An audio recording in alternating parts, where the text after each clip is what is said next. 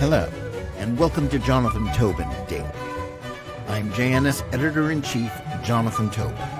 Thanks for joining me for another discussion on the most pressing issues in the Jewish world. Please like, subscribe, and give us good reviews when you listen to the show. Now let's get started.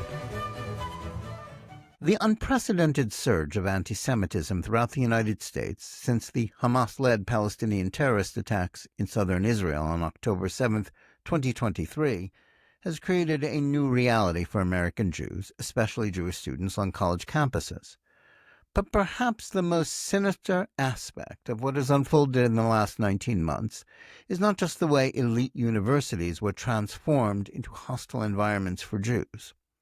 The scariest part of this tragic saga is the way that anti-Semitic organizations and activists, actively assisted by some of the most prestigious and powerful media outlets in the country, have been gaslighting Jews. They've been doing everything they can to convince the victims of this hateful campaign that the people who have been targeting them are actually against anti-Semitism, while promoting propaganda aimed at depicting Israel and the Jews as evil oppressors. While this has been the game plan all along for those cheering on Hamas terrorists since October 7th, it has become even more obvious in the last week as the liberal press engaged in an effort to portray Mohsen Mahdawi, a leader of the mobs harassing Jews at Columbia University, as not only a martyr to free speech, but someone who stands against anti-Semitism. These same outlets have been resurrecting and already debunked canard about Israel causing a famine in Gaza. The press, led by legacy media companies like the New York Times, CBS News, and the cable news station MSNBC, has gone from tacit support for the post-October 7th demonization of Israel and Jews to active participants. In doing so, they have demonstrated once again that they have discarded journalism for left-wing activism and what was left of their credibility. The impact of their coverage of the agitation on college campuses and the war against Hamas in Gaza, which the groups behind the hate surge use as justification for their efforts, transcends the question of the decline in trust in the media. Their journalistic malpractice has become the primary engine driving the intimidation and vilification of Jews. Mahdawi became just the latest example of the liberal media's infatuation with people arrested by the Trump administration. A Palestinian Arab who holds a green card, he was detained while undergoing an interview for his application for American citizenship as part of the government's efforts to crack down on those foreign nationals involved in pro-Hamas mobs targeting Jewish students at Columbia. The U.S. Department of Justice informed the federal court in Vermont, where Mahdawi had been arrested, that Secretary of State Marco Rubio was revoking his green card because the activities and presence of Mahdawi in the United States undermines U.S. policy to combat anti-Semitism. It also noted that efforts to disrupt university life that Mahdawi led at Columbia potentially undermine the peace process underway in the Middle East. Both points are legitimate reasons to deport Mahdawi, but a sympathetic judge has released him pending further legal proceedings. Since being freed, he has become the toast of the corporate media, authoring an op-ed in the New York Times and being the subject of a fawning profile on CBS's 60 Minutes program, in which he was allowed to pose as both a martyr to free speech and an advocate for peace. This narrative depicting him as the subject of persecution by the administration was further amplified by coverage in outlets such as NPR. That outlet actually claimed that he was the victim of ill treatment by supporters of Israel because they were chanting for the release of the abused hostages taken by Hamas, while Mahdawi was ranting about Gaza with a bullhorn on campus. Mahdawi's claims that he opposes anti-Semitism and wants peace went unchallenged. Meanwhile, other left-wing outlets like the New York Times, like New York Magazine, cheered him as a hero of the anti-Trump and anti-Israel resistance. Contrary to the way that he has been portrayed in these counts, Mahdawi is no advocate for peace. A leader of the pro-Hamas illegal encampments and building takeovers at Columbia, he supported the murderous Hamas assault on civilians in the Jewish state and repeatedly called for Israel's destruction, an outcome that could only be obtained by the genocide of its population. As a more accurate article in the Free Press noted, he was personally involved in several incidents in which he harassed Jewish students, including one where he blared a siren at them. While Colombia gave Mahdawi a pass for his law-breaking activities, a Jewish student was subjected to disciplinary action for having the temerity to call the terrorism backer a Nazi. Moreover, he has a record of anti-Semitic utterances in support for terrorism going back to 2015, when he said, "I like to kill Jews," as he was seeking to acquire a sniper rifle. Mahdawi has close family ties to convicted Palestinian terrorists. He is praised as heroes and martyrs, rather than disassociating himself from their actions as someone who was a peace advocate would do. None of this matters to those who have elevated him to the status of free speech martyr. Part of the reason for this is partisan politics. Many on the left are prepared to lionize anyone targeted for deportation by the Trump administration as victims who have been abducted by the government rather than lawbreakers and threats to public safety. Just as Democrats rallied to the cause of MS-13 gang member Kilmar Abrego Garcia, so too did Senator Peter Welch, a Democrat from Vermont, when he visited Mahdawi in jail and then echoed lies about the agitator seeking peace and making common cause with Jews.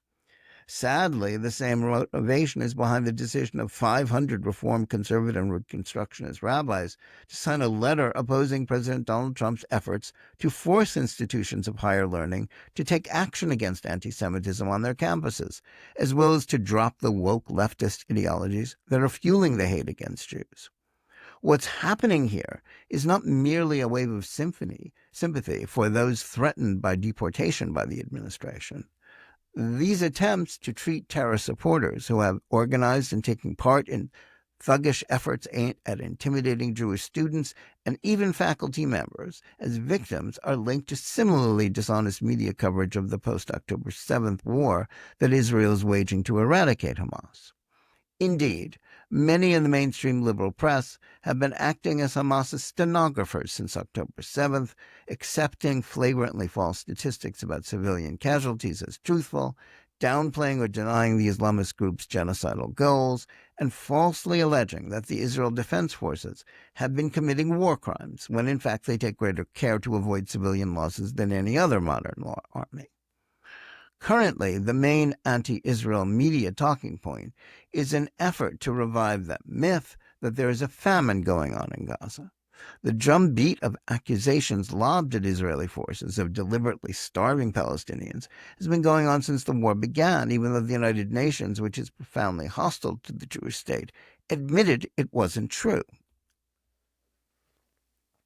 But with Hamas refusing to release the remaining Israeli hostages it still holds, and also showing itself unwilling to lay down its arms and give up control of the Strip, Israel has stopped the flow of aid into areas the terror group controls. It also plans on taking control of the distribution of food and fuel in the coastal enclave to prevent Hamas from continuing to steal most of it. Palestinians in Gaza are suffering from Hamas's continuation of the war it began on October 7th, but there remains no evidence of famine or anything close to it.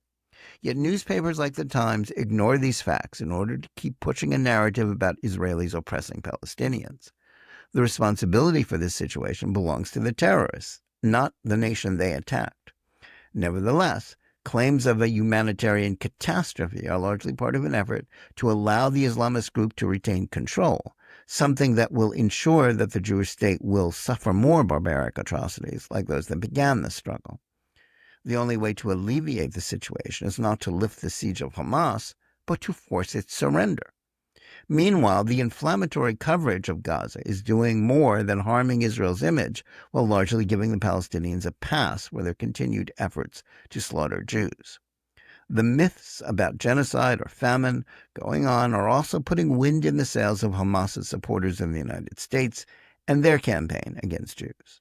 Without the widespread publication and broadcast of falsehoods about Israeli alleged atrocities, it would be difficult, if not impossible, for people like Mahdawi to get away with their bigoted thuggery.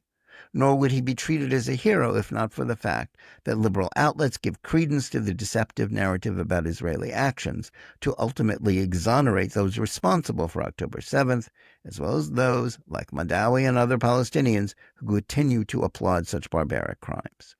The media's embrace of stories about a fake famine and fake martyrs among those slated for deportation has legitimized a mindset among many Americans who see Jewish rights and Jewish lives as unworthy of respect or protection.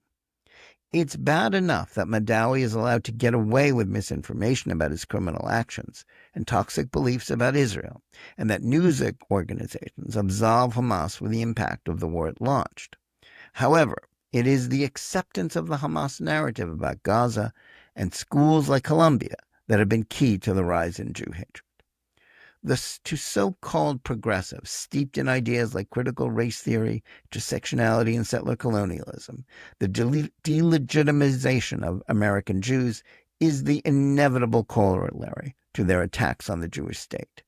Despite the lip service paid to condemnations of Jew hatred, defeating anti-Semitism will be impossible so long as major journalistic outlets continue to bolster this mendacious campaign. Thanks for listening. Please remember to tune in every day for Jonathan Tobin Daily Edition and every week for Think Twice, my full-length JNS TV program.